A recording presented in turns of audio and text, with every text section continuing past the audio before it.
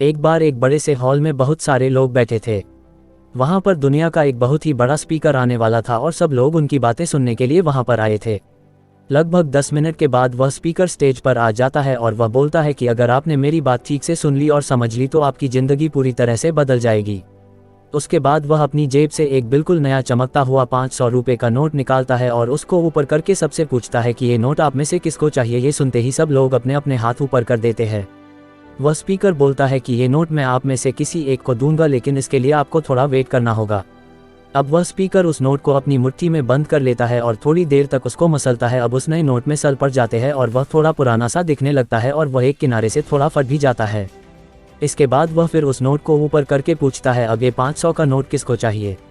इस बार भी सभी लोग अपने हाथ ऊपर कर देते हैं।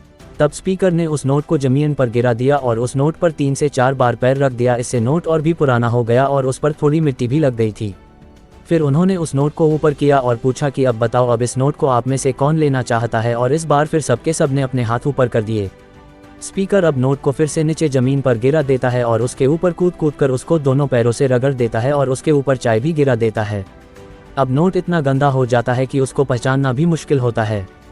कोई भी उस नोट को देखता तो यही बोलता कि अब ये सिर्फ एक गंदा कागज़ का टुकड़ा है, अब ये बेकार है, इस दुनिया में इसकी कोई वैल्यू नहीं है। स्पीकर ने एक बार फिर उस नोट को उठाया और ऊपर करके सबसे पूछा, अब इस नोट को कौन लेना चाहता है। और इस बार भी सबके सब ने अपने हाथ ऊपर कर दिए। कितना भी गंदा पुराना मिट्टी में सना हुआ चाय का दाग लगा हुआ हो, लेकिन अभी भी वह 500 रुपये का नोट ही था। जिंदगी कई बार बड़े बड़े झटके देती है। आप एग्जाम में फेल हो जाते हो या जॉब के इंटरव्यू के बाद आपका सिलेक्शन नहीं होता। जब आपका बुरा समय चल रहा होता है और आप सिचुएशन का सामना कर रहे होते हो, उसके बाद आपको लगने लगता है कि आप सफलता के लायक ही नहीं है। आपको लगता है कि दूसरे लोग आपसे बेटर है और आप किसी काम के नहीं हो, आपकी कोई वैल्यू नहीं है।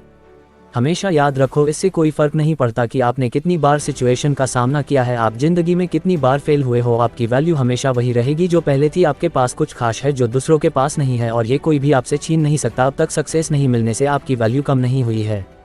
आप अभी भी अपने बारे में कितना भी लो फील कर रहे हो, उससे कोई फर्क नहीं पड़ता। जो लोग आपको अच्छे से समझते हैं वो लोग आपके वैल्यू को उतना ही मानेंगे जितना पहले मानते थे। तो अपनी वैल्यू को समझो और कुछ बड़ा करके दिखाओ। वीडियो पसंद आई तो लाइक ज़रूर करें।